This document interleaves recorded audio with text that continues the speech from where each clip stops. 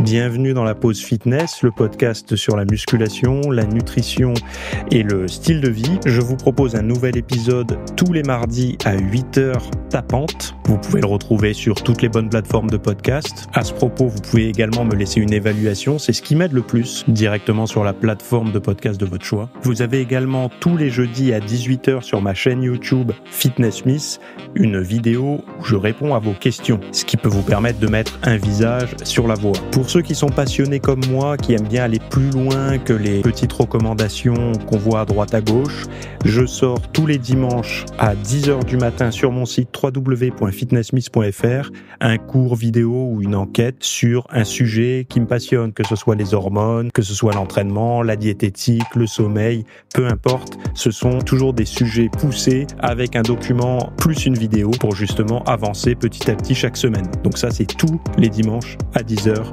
sur mon site www.fitnessmiss.fr. Pour ceux qui veulent avoir des programmes ou de la documentation numérique, que ça soit un programme masse, un programme sèche, un programme énergie, j'ai plein de rubriques sur mon site, donc vous pouvez voir le lien directement dans le podcast à la rubrique boutique. Donc c'est tous mes programmes et vous avez justement accès à tout ce que je propose au format numérique. Assez parlé, place au podcast.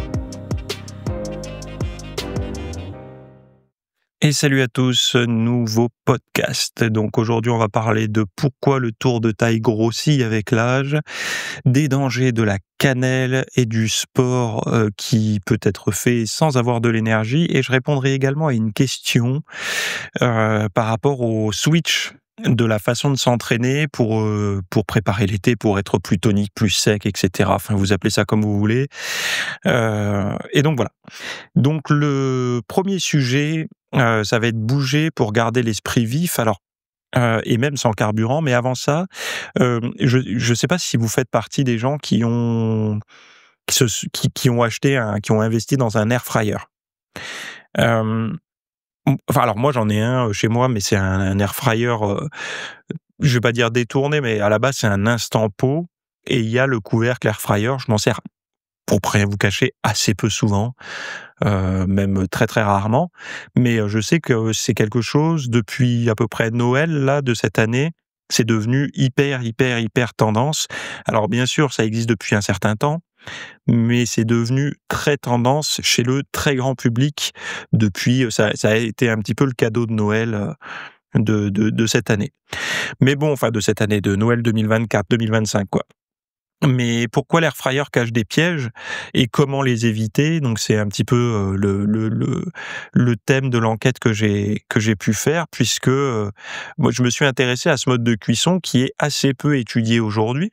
Et j'avais envie d'avoir des réponses là-dessus, parce que on connaît les effets de la poêle, du barbecue, du four, de la vapeur, de la cuisson à l'eau bouillante, etc. Mais l'air fryer, vu que c'est assez récent, enfin c'est récent dans l'utilisation et dans les machines, mais ça date, je crois que c'était pendant la Seconde Guerre mondiale ou la Première Guerre mondiale, je sais plus, que ça a été mis en place juste après pour justement les vols long courriers, pour avoir des plats chauds sans avoir un four énorme sur place, quoi. Mais bon, voilà, donc j'ai enquêté là-dessus parce que moi ça m'intéresse de savoir si un mode de cuisson qu'on va utiliser quasi quotidiennement est mieux, moins bien.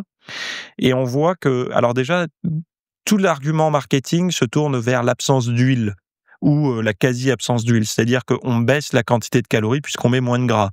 Donc c'est un peu, vous savez, l'ancien monde où le gras c'est la mort, quoi. Vous savez, on met toutes les graisses dans le même sac, il faut baisser les graisses parce que ce sont des calories, etc., etc. Donc le vieux monde, le monde qui a du mal à passer la seconde. Et c'est pas pour rien qu'on se tourne uniquement là-dessus, parce qu'il y a d'autres surprises, notamment des substances qui vont être plus ou moins nocives, notamment l'acrylamide. Et moi ça m'a intéressé parce que le but c'est pas de jeter la machine ni de s'en servir tous les jours, le but c'est de s'en servir intelligemment.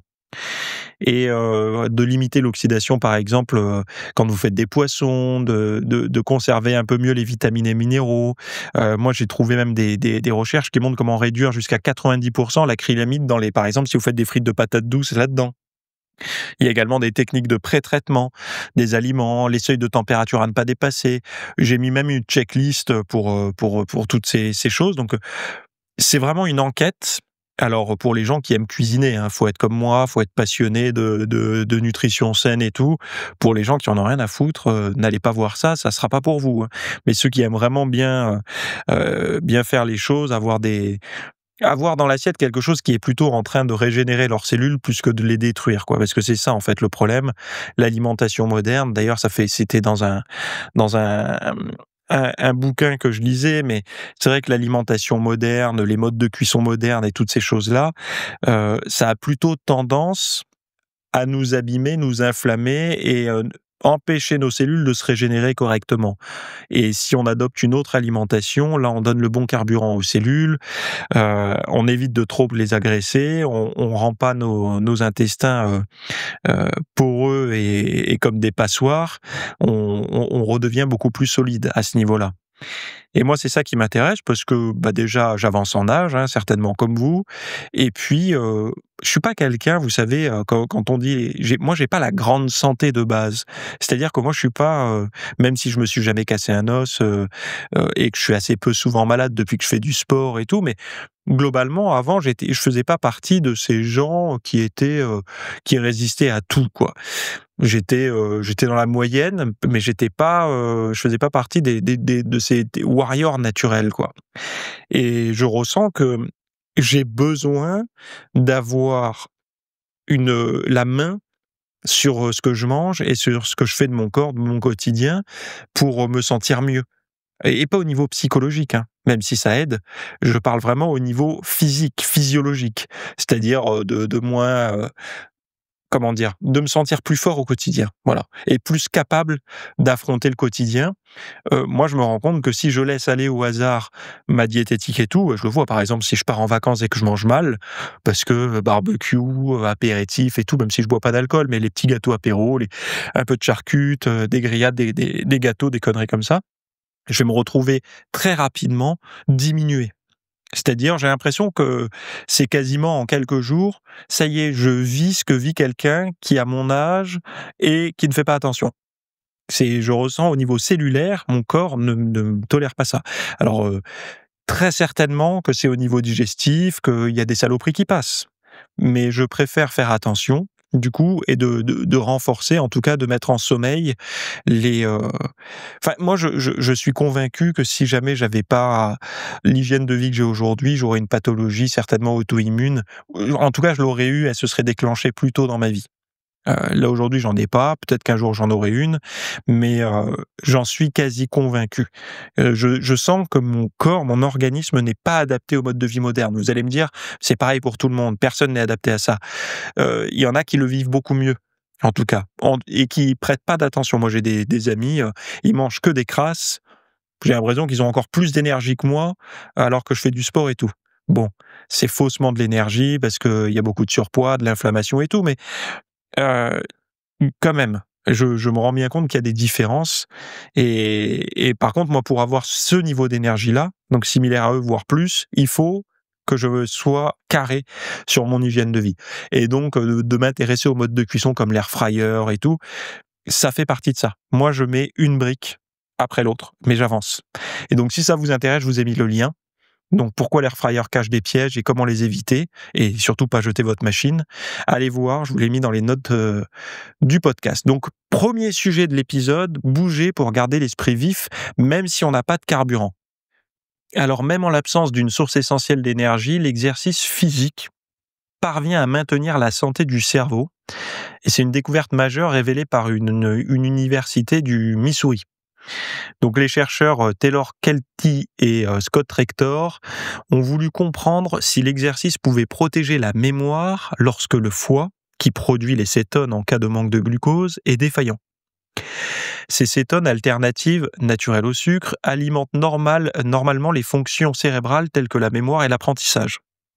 Dans leur étude, les scientifiques ont bloqué la production de cétones chez des sujets d'expérience. Donc en gros, ils ont verrouillé le carburant, quoi. C'est-à-dire que on leur a fait faire du sport, mais sans source de carburant. Ce qui est, vous allez me dire, mais c'est comme on tient pas si on fait ça. Attendez de voir. Résultat prévisible, les capacités cognitives ont diminué. Mais à leur grande surprise, l'activité physique a permis de restaurer une partie des fonctions cérébrales malgré l'absence de cétone. Cela suggère que l'exercice active d'autres mécanismes encore mal compris, capables de compenser cette carence. Donc, bon, j'ai pas fini de lire, hein, mais on voit bien que, vous savez, quand il y en a, je vois des fois des gens qui m'envoient des trucs et je vois des youtubeurs ou je sais pas comment on appelle ça, les gens qui parlent sur internet, qui disent ouais, bah le sport et la diététique, c'est pas si compliqué, j'ai fait le tour, donc j'ai besoin de m'intéresser à autre chose. Non mais comment on peut dire ça droit dans ses bottes avec autant d'aplomb? C'est pas possible. On ne sait pas tout ce qu'apporte l'exercice physique et on est très loin de savoir ce que ça apporte euh, intégralement, y compris la diététique. Donc comment on peut dire j'ai fait le tour? Alors OK, on sait sécher, on sait prendre du muscle, mais déjà on n'a pas fait le tour de ça, puisqu'on voit bien que même quand on sait comment sécher, comment prendre du muscle, il y a toujours des moyens d'améliorer ça, de rendre ça plus tolérable, plus acceptable, plus faisable, plus confortable même, j'ai envie de dire, même si je déteste le mot confort. Et donc il y a, comment dire? On peut pas dire: «On a fait le tour», c'est pas possible, puisque ne serait-ce que dans le mois prochain, il va y avoir tellement de nouvelles découvertes qui ont été faites autour de la diététique et de l'entraînement, que ce qu'on sait aujourd'hui, ça sera complètement, has been. C'est pour ça que moi, mon objectif quand j'ai lancé l'espace VIP, c'est justement d'apporter de manière vulgarisée ces nouvelles connaissances pour les passionnés. Alors c'est pas pour tout le monde, hein, pour, les pratiquants de muscu, qui sortent de la muscu et qui vont au KFC, au McDo, au Quick et puis, qui chez eux mangent des plats transformés et tout, ils en ont rien à battre, hein, de ce que je propose. Mais pour les personnes qui essayent de faire attention et qui se disent: «J'ai l'impression de tout savoir et pourtant je suis pas satisfait de ce que je vois dans le miroir», c'est pour ces gens-là, en fait, que j'ai préparé, tous mes cours jusqu'à aujourd'hui, toutes mes vidéos, dans l'espace VIP parce que justement, ça répond à cette, progression constante de la science et des connaissances, quoi. Et ça, moi, ça me passionne. Et ça me passionne à titre individuel et ça passionne aussi beaucoup de personnes. Je me suis rendu compte, en discutant que ça passionne beaucoup de personnes, donc forcément, c'est pour ça d'ailleurs que ça marche aussi bien depuis autant d'années, quoi. Parce qu'on n'est pas nombreux, mais on est suffisamment et je me rends compte que c'est important de faire ce travail-là. Alors, je suis pas le seul à le faire, j'imagine. Alors, dans le monde du fitness muscu, comme je le propose à des prix aussi bas, je pense que je suis le seul. Mais après, je sais qu'il y en a qui le font, à des tarifs, très, très élevés, sous forme de formation, enfin bon, voilà, quoi.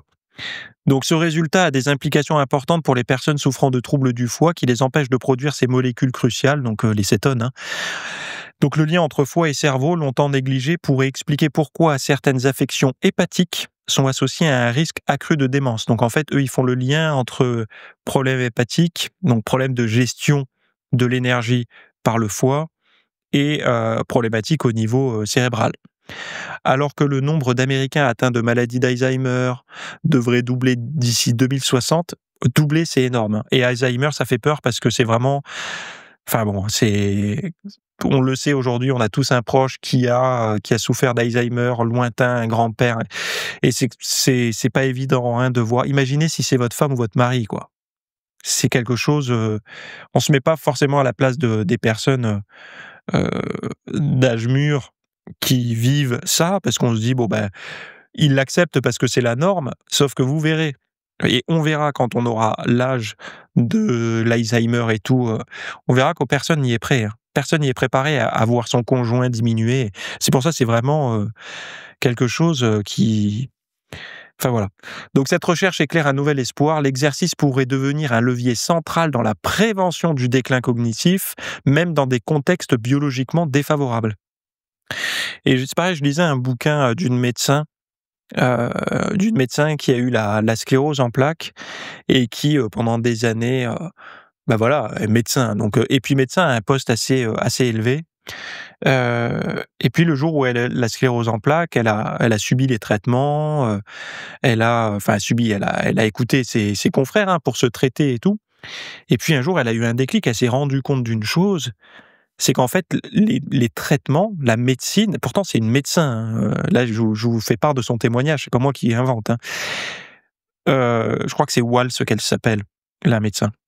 Heu, un jour, elle s'est rendue compte que ces traitements n'allaient pas la guérir, ça allait juste un peu soulager ses symptômes avec beaucoup d'effets secondaires. Et elle s'est rendue compte qu'avec une approche alimentaire, elle allait pouvoir mettre en rémission. Enfin, là, je vous fais la version courte, hein, parce qu'au début, il y a eu beaucoup de scepticisme. Dites à un médecin aujourd'hui, on va se guérir avec de la bouffe. Heu, il y en a beaucoup qui vont vous regarder de travers. Il y en a aujourd'hui qui sont éveillés là-dessus, médecine fonctionnelle et tout, mais globalement, la médecine, c'est du médicament et l'alimentation, voilà, c'est du mode de vie, voilà, faites en gros, la réponse, d'un toubib, ça va être: «Faites ce que vous voulez du moment que ça vous fait du bien».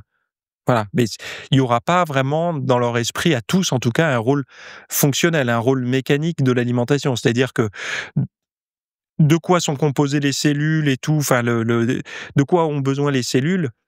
Et c'est d'ailleurs, elle le dit dans le bouquin, elle dit, quand vous prenez un médicament, que ce soit pour une pathologie, par exemple physique ou même une pathologie, psychologique type la dépression et tout, elle dit: «Vous n'avez pas une carence en Prozac quand vous prenez du Prozac. C'est pas une carence en Prozac que vous avez. C'est une carence en certaines choses qui ont conduit à manquer de ce pourquoi le Prozac peut vous aider». Donc globalement, je crois que c'est quoi? Le Prozac, ça doit être lié à la sérotonine certainement. Donc elle explique l'alimentation, elle, s'occupe de pas vous mettre en déficience en certaines choses, de plutôt vous permettre d'avoir ce qu'il faut pour être plus solide. Mais ça, c'est un des versants de son axe de travail, enfin un des axes de son travail, et l'autre axe, c'est d'éviter de consommer par contre ce qui abîme. Et pourquoi je lis ce bouquin? Parce que moi je suis assez concerné par la CEP, parce que j'ai un proche voilà, enfin même 2 maintenant. J'en connais 2 autour de moi qui souffrent de sclérose en plaques, et c'est vrai que, ce sont des sujets qui m'intéressent, quoi. Je me sens quand même, j'ai besoin d'en savoir plus là-dessus, et de lire ça, c'est, alors moi j'en suis convaincu, hein. J'en suis convaincu que l'alimentation ça aide, que voilà, et je suis surtout convaincu que le travail c'est 2 concerts. C'est-à-dire que le médecin a son rôle avec la médecine, tous les outils de la médecine, les scanners, les appareils, les rayons, les médicaments, tout. Et il y a également le mode de vie et la médecine fonctionnelle et toutes ces choses-là, et l'alimentation et l'exercice physique et ce qu'on met dans notre tête comme pensée et ce qu'on fait, de notre état de stress quotidien et tout. Et c'est vrai que j'ai même pas besoin d'en être convaincu puisque les études montrent ça. Les études montrent que les traitements, et quand on parle de traitements, c'est les traitements médicaux, fonctionnent toujours mieux quand il y a pas que ça qui est fait. Vous prenez par exemple l'exemple de la dépression. Une dépression n'est quasiment jamais traitée qu'avec des médicaments. Ça n'existe pas. C'est-à-dire que les médicaments soulagent sur le moment, mais les médicaments ne sortent pas une personne de la dépression. L'hypothèse que ça refait la chimie du cerveau et qu'après la personne va mieux, c'est joli sur le papier. Mais dans la réalité, il y a des choses à changer. Il y a des façons de vivre qu'il va falloir modifier. Pareil pour le burn-out, pareil pour tout un tas de pathologies. Les troubles anxieux, c'est la même chose. Pour des troubles anxieux, on va donner des antidépresseurs. Première intention, je crois que première intention, je crois que c'est une thérapie. Et ensuite, en termes de médicaments, c'est pas les anxiolytiques, c'est plutôt les antidépresseurs avec des thérapies type comportementale, TCC, la cognitivo-comportementale. Mais le médicament, en fait, c'est une béquille qui permet à l'anxieux de l'être un peu moins pour pouvoir faire une thérapie d'acceptation, enfin d'acceptation de s'exposer, en fait, de faire baisser les réactions émotionnelles trop fortes. Mais c'est pas le médicament en tant que tel, même s'il soulage, c'est pas lui qui aide. Lui, il permet, comment dire, c'est comme s'il anesthésiait un petit peu. Alors je vous dis ça, c'est pas pareil, hein, c'est pas moi qui sors ça de mon chapeau, hein. C'est des choses que j'ai beaucoup, beaucoup, beaucoup lues, par des psychiatres, médecins, et pas je vous parle pas d'un psychologue clinicien, qui connaît juste sur la thérapie et qui connaît rien sur les médicaments, hein. Moi, j'ai vraiment été chercher les sources chez les professeurs, les médecins, les spécialistes, hein. les spécialistes de tous les domaines comme ça, thérapie cognitivo-comportementale, mais également psychiatrie, quoi. Et on voit bien, et d'ailleurs, il y a un bouquin sur la nutrition pour le cerveau, la psychonutrition qui marche bien aujourd'hui, je crois, c'est comment il s'appelle l'auteur? Guillaume Font. Pourquoi? Parce que il s'intéresse à la nutrition du cerveau. Donc on voit bien que même des professionnels de santé, diplômés, éclairés, des médecins, des toubibs, prennent conscience de ça. Donc ne vous laissez pas avoir par ceux qui vous disent que c'est pas important. Enfin, il n'y a pas de risque à manger sainement. C'est ça la problématique aujourd'hui. Il n'y a pas de risque à manger sainement. Par contre, de manger malsain, oui. Et dans les deux cas, c'est documenté, hein, ce que je suis en train de dire. Donc, les bons mots-clés sur PubMed et vous trouvez pléthore de références. Alors, pourquoi on grossit? Pourquoi le tour de taille épaissit avec l'âge? Donc ça, est-ce que vous savez pourquoi votre tour de taille, il se met à grossir? Je sais pas, vous avez certainement une hypothèse. Donc, gardez-la de côté, on va voir si c'est ça. Donc il y a des chercheurs américains qui ont identifié une nouvelle population de cellules souches responsables de la prise de graisse abdominale à partir de la quarantaine. Alors, quarantaine, c'est pas réellement la quarantaine, c'est quand ils disent quarantaine, ils pensent middle life, quoi, midlife, donc moitié de la vie, et c'est à peu près 40-50 ans, quoi. Donc il y a une découverte majeure qui éclaire enfin un mystère lié à l'âge. Avec l'âge, même si le poids global ne change pas, donc vous pouvez vous vanter de peser le même poids qu'à 25 ans, ça peut être une chose, mais par contre la masse musculaire diminue et la graisse s'accumule. Donc en fait, on est moins musclé, plus gras, notamment autour du ventre. Des scientifiques du centre de recherche City of Hope, en collaboration avec l'Université de Californie à Los Angeles, ont découvert que cette transformation est causée par l'activation d'un type de cellules souches jusque-là inconnu. Elles s'appellent les préadipocytes commis liés à l'âge, ou CP-A. Ces cellules apparaissent à la quarantaine et se mettent à produire de grandes quantités de nouvelles cellules graisseuses, notamment dans les tissus adipeux abdominaux. Leur multiplication est stimulée par un signal cellulaire appelé LIFR, L-I-F-R, absent chez les jeunes, mais essentiel chez les plus âgés. Des expériences sur les souris ont montré que les cellules souches provenant d'animaux âgés fabriquent spontanément beaucoup plus de graisse, même lorsqu'elles sont transplantées chez des jeunes. Et inversement, des cellules jeunes n'activent pas ce processus, même chez des hôtes plus vieux.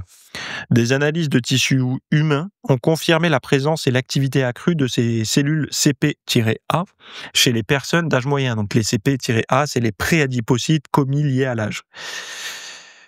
Donc cette découverte ouvre des voies futures traitements pour bloquer l'apparition des cellules, blablabla. Bon, et la meilleure solution pour contrer ça, donc déjà maintenant vous savez qu'il y a vraiment un rôle au niveau organique, au niveau physiologique, c'est-à-dire qu'à partir de la moitié de la vie, il y a des cellules qui n'ont qu'une envie, c'est de vous faire prendre du gras au bide. Donc voilà. Donc c'est pas une fatalité. Si vous voulez pas prendre du gras sur le bide, c'est juste que vous pouvez moins vous permettre de vous dire cette année pas de sport. Aujourd'hui je me bouge pas. Tiens vas-y un éclair au chocolat en plus. Voilà c'est ça. C'est que. Mais après ça va avec la sagesse puisque souvent on dit quand on vieillit on est de plus en plus sage. Mais la sagesse c'est pas que juste avoir le bon mot au repas de famille. La sagesse c'est aussi se l'appliquer à soi-même. D'avoir une bonne philosophie de vie, d'avoir une bonne philosophie, c'est se l'appliquer à soi-même. Hein. C'est pas moi qui le dis, c'est je sais plus quel philosophe d'ailleurs, mais c'est de vivre sa philosophie. Et si on est très sage et tout, eh ben faut le montrer par l'exemple. Faut bouger, faut faire du sport, faut manger plus sainement, et etc. Et c'est vrai que sur la sangle abdominale, si on veut pas prendre du bide avec l'âge, ben faut juste se dire qu'il faut être moins laxiste que quand on avait 25-30 ans avec sa diète et avec son activité physique. Faut routiner tout ça. Faut que ça devienne des habitudes. J'avais un grand-père qui est décédé aujourd'hui. Je les ai perdus assez tôt, mes grands-parents, qui souffrait de diabète de type 1. Donc celui qui est insulinodépendant, celui qui est le plus agressif en fait, hein, où vous avez le moins le droit à l'erreur. À pas confondre avec le diabète de type 2, qui est aujourd'hui beaucoup plus considéré comme un diabète lié au mode de vie qu'autre chose. Mais bon, lui, il souffrait de diabète de type 1 et il avait une discipline militaire. Et quand je dis militaire, c'était militaire. C'est-à-dire que petit déjeuner à 7 heures, digestion pendant 1 heure et demie, puis casse-croûte à 10 heures, promenade, donc pour aller activer le corps, et puis ensuite repas du midi pris à midi. L'après-midi, il fallait s'activer, il fallait bouger. Alors petite sieste, puis après il fallait aller à droite, à gauche. 15-16 heures, je pense que c'était 16 heures pile, collation. Promenade avant le repas du soir qui était pris à 19 heures tapantes. Et puis coucher 21 heures, 21h30, voilà. Pas de film, rien. Il avait vraiment une discipline, tout le monde l'admirait pour ça. Tous les jours il marchait, il avait un chien et tous les jours il marchait. Enfin bon, c'était vraiment quelque chose, une discipline. Mais par contre, qu'est-ce qui faisait très régulièrement aussi des hypoglycémies et tout? Sa diététique, elle était pas du tout encadrée. C'est-à-dire qu'il avait l'espèce de pied à coulisses pour mesurer le morceau de baguette qu'il devait manger, mais c'était du pain blanc. Aujourd'hui, enfin, si aujourd'hui il était encore là, je pourrais lui dire: «Écoute, grand-père, il y a peut-être mieux que ce pain blanc à manger quand on est diabétique, non? Il y a peut-être mieux à faire». Et puis il y a des recherches qui ont été faites là-dessus. On peut essayer je peux te donner tu feras moins d'hypo, ça te réveillera peut-être moins en pleine nuit, parce que tu auras des crashs au niveau de l'organisme et tu te réveilleras plus mal en titubant et tout. Des choses qui étaient très dures à vivre pour ma grand-mère d'ailleurs. Et c'est pour montrer que parfois il y a des gens qui veulent bien faire et qui sont convaincus de bien faire alors qu'ils font pas bien. Ils font des choses, enfin pas tout bien quoi. Et c'est pour ça la sagesse ou je sais pas, ou la philosophie comme on veut, c'est un tout. Ça peut pas s'arrêter aux bons mots, repas de famille, ni à juste faire du sport. C'est une globalité. C'est-à-dire qu'il faut être convaincu que ce qu'on fait, c'est bien et de lire des choses qui le confirment. Et en règle générale, les choses qui le confirment ne sont pas sur Instagram. Je vous le dis, c'est très rarement sur Instagram ou sur TikTok que... Enfin bon, voilà, je ne vais pas trop critiquer ces plateformes parce que c'est quand même... voilà, beaucoup de monde s'en sert aujourd'hui, et moi y compris, je m'en sers aussi pour faire passer des fois des annonces, pour dire, ou même des petits entraînements et tout, mais ça se limite à ça. Ou des assiettes, des repas, ça se limite à ça. Après, le concret et tout, moins d'Instagram, plus de conférences, plus de cours, quoi. Moi, je milite pour, et plus de livres. Est-ce que la cannelle, d'ailleurs, tu sais, c'est marrant, cannelle, diabète. Est-ce que la cannelle est une épice pas si inoffensive ou est-ce que c'est sans risque? Qu'est-ce qui se passe? Alors, je vais passer rapidement sur ce sujet parce que c'est peut-être le moins intéressant, mais bon, quand même, ça a le mérite d'être précisé ici parce que la cannelle étant une épice assez largement consommée dans le monde du fitness pour son pouvoir sucrant, son pouvoir un petit peu aidant sur la glycémie, et donc du coup, c'est quelque chose qui se... Et puis c'est plutôt anti-inflammatoire. C'est quelque chose qui est assez populaire dans le monde du fitness. Moi d'ailleurs, dès que je fais une préparation type matin, petit déjeuner sucré ou autre, alors quand je dis sucré, c'est saveur sucrée, mais il n'y a pas de sucre, hein, ou gâteau ou quoi que ce soit, c'est souvent la cannelle qui revient comme épice, puisque c'est celle qui se marie le mieux avec les préparations de ce type. Donc il y a une nouvelle étude qui révèle que la cannelle en grande quantité peut altérer l'efficacité de certains médicaments en accélérant leur élimination par l'organisme. Alors, je sais pas si c'est bien ou pas bien. Alors, c'est bien si vous voulez vous débarrasser d'une molécule dont vous n'avez pas besoin. C'est pas bien si vous avez besoin de cette molécule. Par exemple, vous souffrez d'hypothyroïdie, vous êtes traité pour ça.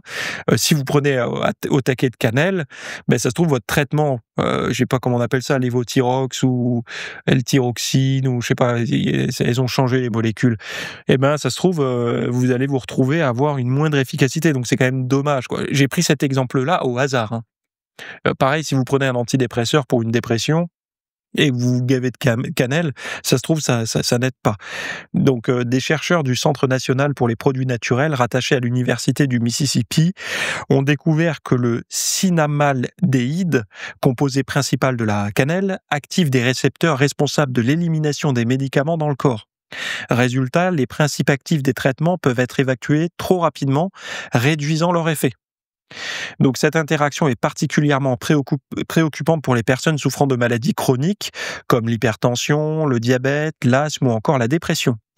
Si une simple pincée de cannelle dans un café ne présente aucun risque, donc là, c'est ça qu'il faut préciser, parce qu'attention, les grands journaux, ils vont prendre la cannelle, ils vont dire arrêtez la cannelle, peu importe la quantité. Non, là, la petite pincée dans le café ne présente aucun risque.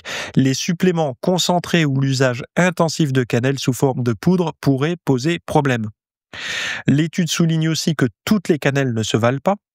La cannelle de cassia, CA2SIA, bon marché et largement utilisée en Occident, contient une forte dose de coumarine, un anticoagulant naturel qui peut interférer avec les traitements fluidifiants du sang. À l'inverse, la vraie cannelle de Ceylan, du Sri Lanka, est moins concentrée en coumarine et donc moins risquée. Les chercheurs appellent à la prudence et recommandent de consulter un professionnel de santé avant de prendre des compléments alimentaires à base de cannelle, en particulier en cas de traitement médicamenteux. Si vous tombez sur le même médecin que j'ai eu moi pour les protéines, je vais en parler à chaque fois parce que ça me fait rire, mais à mon avis, si je lui pose une question sur la cannelle, il ne saura pas non plus, hein. Donc, professionnel de santé, oui, mais enfin bon, je sais pas si tous les médecins aujourd'hui sont au courant que la cannelle, ça peut réduire l'absorption ou enfin, c'est pas réduire l'absorption, accélérer l'élimination des médicaments. Vous savez, moi, je suis abonné au truc des médecins, je sais plus comment ça s'appelle. Bon, c'est un truc où il y a des cas réguliers et tout. La revue du praticien, voilà. Et c'est assez rare qu'il y ait des trucs comme ça sur la bouffe, hein. Avec les épices et tout, c'est très, très, très rare. Alors, si il y a quelque chose qui se sait, c'est pour l'hypertension, avec le pamplemousse, là, c'est un truc qui revient très souvent. Mais après, il y a très, très peu. Et puis, souvent, pour les femmes enceintes aussi, vous avez pas mal de choses qui sont connues. Mais après, pour la diététique, ça vole très, très bas, hein. Et c'est ça la problématique. On a besoin La diététique en France a besoin d'être remise sur le devant de la scène. La diététique santé, la diététique saine, et pas, je parle pas des trucs, genre vegan, paléo, céto et tout. Je vous parle vraiment de la nutrition, de comment les cellules, comment le corps fonctionne, de quoi il a besoin. Le cerveau, par exemple, quand on parle de sérotonine ou quand on parle de dopamine ou quand on parle de noradrénaline et tout, comment ça se fabrique ces trucs-là? D'où ça vient? Et qu'est-ce qu'il faut manger pour en avoir? De refaire une pédagogie là-dessus. Pareil, la peau et les cellules de la peau. Alors nous, les muscu, on sait, protéines, machin, bon bref. Mais d'expliquer aux gens comment fonctionnent les cellules et pourquoi la cellule a besoin de matériaux pour bien fonctionner et pourquoi c'est pas qu'on le trouve, ces matériaux on les trouve pas forcément dans l'alimentation ultra transformée, même si on peut en retrouver un peu. C'est que juste que ces cellules peuvent être également agressées par les mauvais aliments. C'est-à-dire que c'est pas qu'une question d'obtenir ce qu'il faut, c'est également de pas avoir des choses qui viennent agresser. Parce qu'on est fort et à la fois fragile. C'est-à-dire qu'on est fort dans l'immédiateté, vous pouvez vous permettre de manger un fast-food, vous n'allez pas en crever. Mais par contre, sur le long terme, et le long terme n'est pas si long que ça, puisque beaucoup de pathologies se déclarent entre 30, 40, 50 ans, les premiers signes, hein, surtout les maladies auto-immunes et tout, il y en a beaucoup, parfois c'est assez tôt dans la vie, hein, surtout nos générations, parce qu'on a plus baigné dans l'alimentation ultra transformée et la sédentarité que les plus anciens, quoi, que nos parents et grands-parents. Donc du coup, on se met à avoir des pathologies plus tôt, même si la médecine avance pour pallier à ça, on en souffre quand même. Les maladies dites métaboliques, elles font quand même des ravages aujourd'hui, hein, il y a beaucoup de personnes jeunes qui ont du diabète et tout, hein. Donc c'est quand même et du diabète de type 2, je parle pas du type 1, je parle vraiment du type 2, celui qui est beaucoup plus lié au mode de vie, même si c'est pas, il faut pas dire tout le temps ça parce que les gens le prennent mal. Ceux qui sont diabète de type 2, ils disent mais j'avais pas forcément un mode de vie de merde, et c'est vrai. Parfois ils avaient pas forcément un mode de vie de merde, mais ils avaient quelque chose dans leur quotidien qui les a abîmés plus vite que prévu, alors que leur voisin peut le manger sans problème, quoi. Et pourtant, ils pensaient manger sain. Et parce que penser manger sain, par exemple, on peut dire la diète méditerranéenne, elle est saine. Est-ce qu'on peut tous s'entendre là-dessus? Que la diète méditerranéenne est saine? Pourtant, elle contient du gluten. Et donc quelqu'un qui a une grosse problématique, enfin quelqu'un qui souffre, qui n'a pas une problématique avec le gluten, maladie cœliaque, mais qui a une réaction un peu inflammatoire au niveau digestif, qui va laisser passer des saloperies, donc du coup ça va l'user à terme. Lui, le gluten, la diète méditerranéenne, elle est saine pour lui ou pas? Puisqu'il y a du gluten? Bah, la réponse est non, en fait. On peut pas dire la diète méditerranéenne, elle est pas saine de manière universelle. Elle est saine.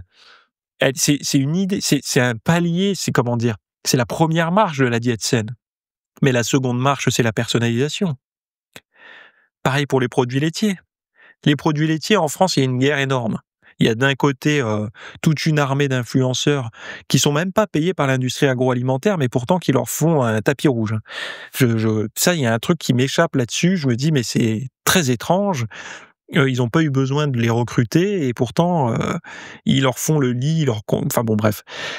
C'est assez impressionnant et d'un autre côté, on a les mêmes, abrutis, hein, qui sont là à défendre des approches alimentaires complètement, déraisonnables et au milieu, il y a les gens de la vie de tous les jours qui regardent à droite et à gauche et qui se disent: «Mais qu'est-ce qu'il faut faire, quoi?» puisque d'un côté, ils nous disent: «Faut boire plein de lait», de l'autre côté, pas du tout, Bon, il y a un équilibre entre tout ça évidemment et puis il y a surtout de la personnalisation.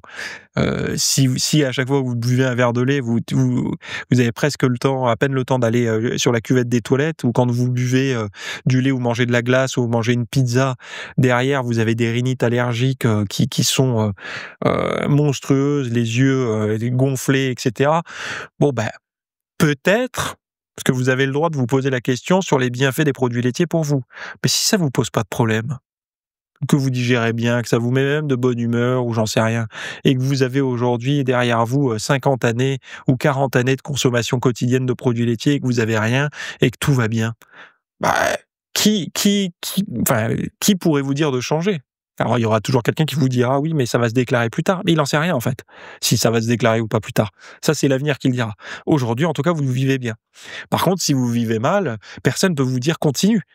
Si demain manger du gluten, ça vous fait du mal, peu importe le titre ou le diplôme de la personne en face de vous qui vous dit de reprendre le gluten, non en fait. Si ça vous fait du mal, ça vous fait du mal. Personne ne peut vivre ce que vous vivez à votre place.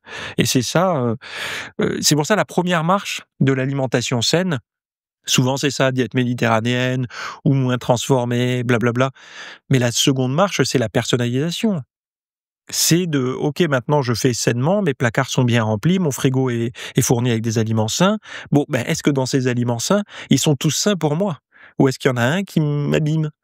Il y a des gens, je vais même prendre des aliments très sains, il y a des gens chez qui les champignons, ça passe pas. Il y a des gens chez qui les crevettes, ça passe pas. Bah, pourtant ce sont pas des aliments malsains.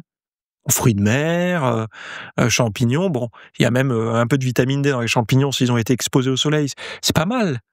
Ouais, mais bon, si vous les digérez pas et que derrière vous êtes pas bien, ben, c'est pas bien pour l'individu. Et c'est en ça, que quand on parle de diététique, on fait souvent beaucoup de personnes essayent de faire des raccourcis, dire, «La meilleure diète, c'est celle-là». C'est pas possible de résumer une diète à un individu. Ça n'est pas possible. Aucun livre n'y arrivera ou si même il faut faire des pavés, quoi. Genre, je sais plus comment on appelait, c'était quoi le du professeur Seignalé, l'alimentation ou la 3e médecine ou je sais plus, enfin bon, il y a un truc comme ça, je l'ai, c'est un des premiers livres de diététique que j'ai eu d'ailleurs. On voit bien que quand on veut avoir des informations plus pertinentes, plus claires, on doit faire des pavés et on sait très bien que ce sont des pavés que beaucoup de personnes ont dans leur bibliothèque et qu'ils n'ont jamais lus. Parce que c'est voilà. Bon, aujourd'hui, il est un peu dépassé, mais quand même, il y avait pas mal de bonnes choses dedans. Mais souvent, ce sont des ouvrages pour des spécialistes et les spécialistes qui vont exercer en utilisant ces ouvrages seront des spécialistes qui seront consultés par des gens qui se spécialisent aussi là-dedans, donc des gens qui sont concernés, ils savent que l'alimentation a un lien sur leur pathologie et cetera. Donc ça tourne presque en circuit fermé, j'ai envie de dire. Ça ne touchera que très rarement le grand public.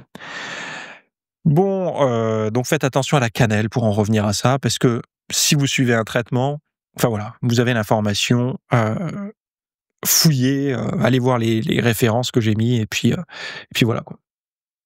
Alors, J'avais une question là, on m'a demandé, faut-il que je passe du split ou push-pull legs, à un full body, 3 fois par semaine pour maximiser la dépense calorique quotidienne tout en conservant, le même volume d'entraînement par groupe musculaire? Bah, en fait, à l'arrivée de l'été, beaucoup de personnes, veulent savoir si le full body est mieux pour brûler des calories, pour, enfin voilà. Parce qu'il y a une idée derrière laquelle, faire des entraînements comme ça, vu que ça met beaucoup plus de masse musculaire en mouvement, eh bien, ça brûle plus de calories et tout. Alors moi, je suis pas forcément d'accord avec ça et je vais t'expliquer pourquoi et je vais te donner une autre façon de faire. Si tu veux vraiment accélérer ta perte de graisse et te mettre au top cet été, au niveau musculaire et taux de gras, je vais te recommander quelque chose de relativement simple à faire. Le full body, le split et tout, sont des méthodes d'entraînement. Bon, je vais pour ceux qui débutent en muscu, qui débarqueraient dans ce podcast, mais bon, ça m'étonnerait, je vais juste expliquer rapidement. Mais le split, c'est de splitter, en fait, c'est de diviser, le corps humain dans la semaine. C'est-à-dire que vous prenez, par exemple, les bras, ça sera une séance. Les pectoraux, ça sera une séance. Le dos, ça sera une séance. Les jambes, ça sera une séance. Donc on découpe le corps sous forme de séance à travers la semaine. Le full body, c'est on travaille tout le corps à chaque séance. Donc vous faites du pec, du dos, des cuisses, des bras, des épaules à chaque séance. Et le push-pull legs, c'est vous faites des mouvements de poussée à une première séance, donc tout ce qui va engager la poussée. Deuxième séance, tout ce qui va engager les mouvements de tirage. Et legs, jambes, voilà, vous avez compris quoi. Bon, est-ce que ça, c'est bien pour sécher de faire du full body? La problématique de faire 3 séances de full body par semaine, c'est déjà quand on fait des séances full body, si on veut qu'elles soient efficaces, il faut qu'elles soient longues, hein. Il n'y a pas de magie, de toute façon. Moins on en fait, plus il faut que ce soit long. Plus on en fait, plus ça peut être court. C'est-à-dire que si vous vous entraînez tous les jours, vos séances peuvent durer 30 minutes. Si vous vous entraînez 3 fois par semaine, les séances, il faudra qu'elles fassent 1h15, 1h30, quoi. C'est comme ça, il n'y a pas de magie, enfin voilà. Même si je sais, hein, sur Instagram, sur les réseaux, il y en a qui vous vendent même 3 fois par semaine, 30 minutes, hein, ça existe. Mais si vous voulez bien faire, non, c'est pas comme ça que ça marche. Donc moi, j'ai une meilleure solution à vous proposer si vous voulez vous affûter et si vous avez du temps comme ça de faire des séances et que vous voulez vous affûter. Restez sur du split ou du push-pull legs, mais moi je conseille plutôt du split. Donc à la limite, vous faites dos biceps si vous voulez faire 2 groupes musculaires, donc dos biceps abdos, pec triceps abdos, cuisses mollets lombaires,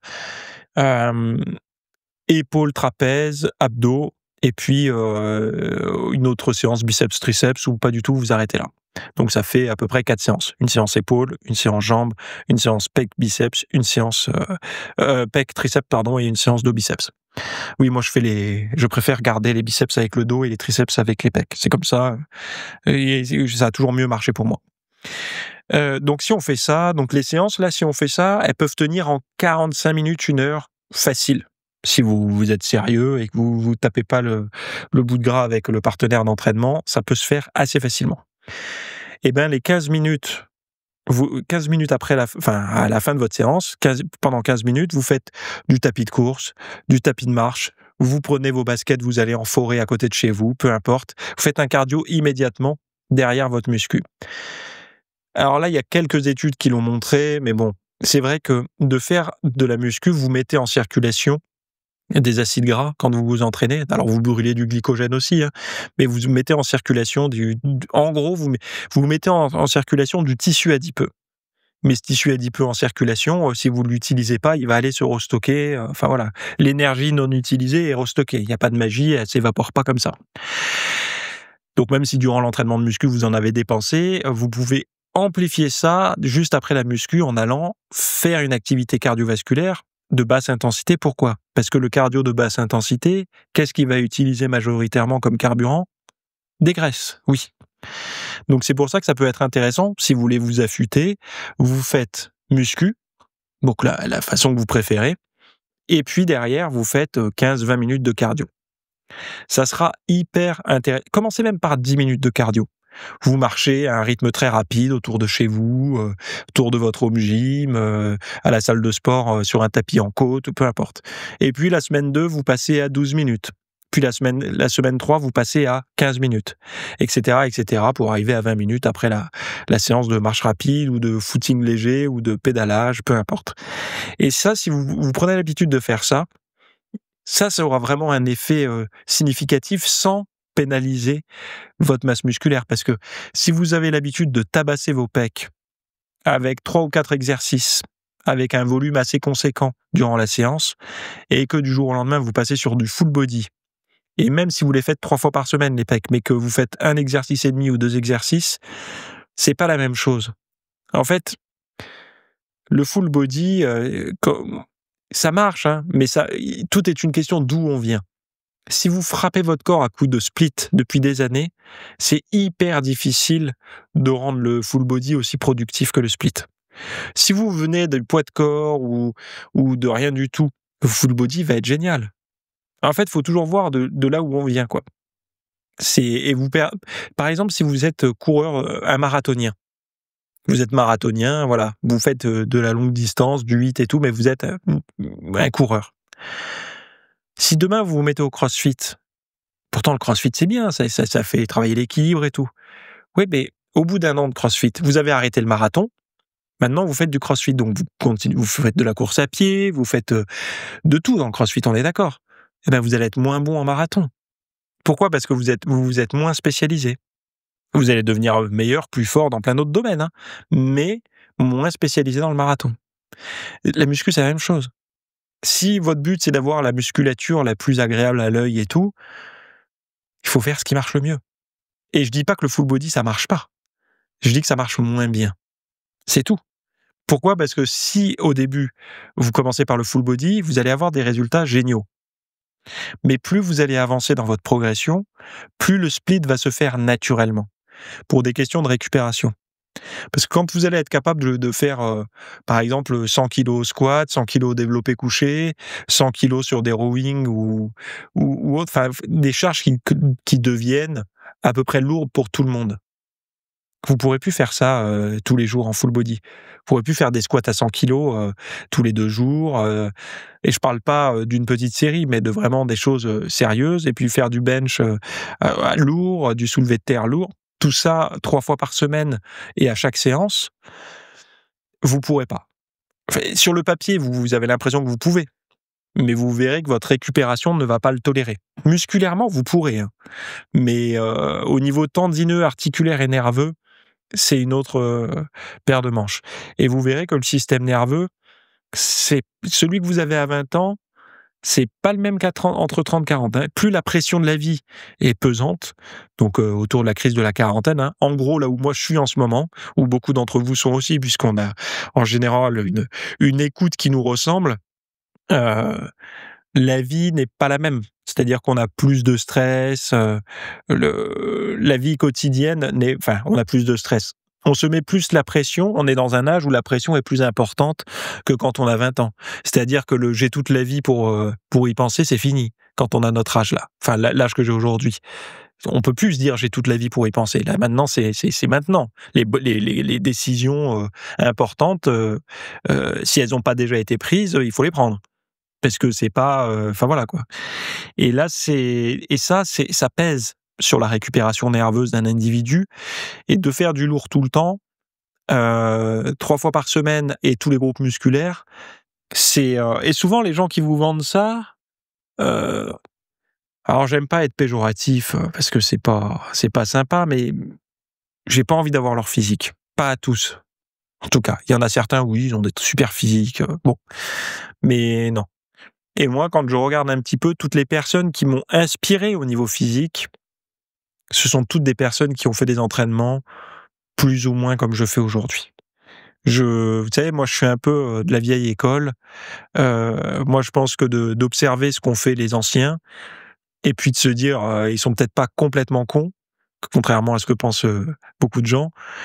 Qu'est-ce qu'on peut prendre de bien chez eux ? En tout cas, ce qu'ils ont fait, ça a marché pour eux. Aujourd'hui, on peut bêta-tester d'autres choses, mais on sait qu'ils ont des méthodes, eux, qui ont marché.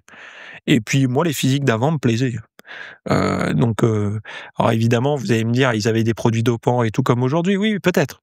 Mais il y en avait beaucoup qui en avaient pas aussi, et ils arrivaient à être en forme, hein. Donc les méthodes du passé fonctionnent, c'est garanti. Celle du présent, peut-être qu'elle fonctionne, mais c'est pas garanti. Et le full body, n'oubliez pas qu'il a été adopté, abandonné et remis au goût du jour. À l'époque des Steve Reeves et tout, il y avait beaucoup de full body, hein. Puis c'est passé sur du split, puis le full body est revenu. Alors aujourd'hui, vous aurez toujours quelqu'un qui va vous le vendre d'une meilleure manière. Il y a même comment il s'appelle là, celui qui fait toutes les études là, le chercheur sur la muscu là. Il a même écrit un livre. Bon bref, je crois que c'est lui qui a mis en avant le full body à fond, que c'est mieux. Mais l'entraînement, c'est pas que la meilleure méthode d'entraînement. C'est à la fois ce qui fonctionne, mais ce qui motive et ce qui peut être reproduit. Parce que la meilleure méthode, c'est celle où vous êtes capable de mettre le plus lourd possible, de faire le plus de répétitions avec le poids le plus lourd possible et de le faire le plus souvent possible. Voilà. Et le faire le plus souvent possible, ça veut dire quoi? C'est d'avoir une récupération au top du top. Sauf que c'est pas possible. Personne ne peut faire ça. Personne ne peut s'entraîner tous les jours en hyper lourd. Même moi, quand j'avais entre 20 et 25 ans, quand j'étais dans la fleur de l'âge pour la muscu, et que je m'entraînais parfois 2 fois par semaine, 2 fois par jour, donc je montais à peu près à 12-13 entraînements de muscu par semaine. De muscu, hein, pas cardio-muscu, de muscu. Donc c'était quoi? Biceps le matin, triceps le soir parfois, hein. Ça allait jusque-là, hein. Mais j'étais vraiment à fond. Quand j'ai fait des méthodes où j'ai voulu aller plus loin, genre des programmes à la Arnold, pec dos le matin, épaules, bras le soir, enfin des choses comme ça, je tenais en règle générale 15 jours, 3 semaines, ce rythme-là. Pourtant, j'avais entre 20 et 25 ans, je mangeais des calories, j'avais pas de stress. Bon, j'avais toutes les conditions réunies pour que ça aille bien, quoi.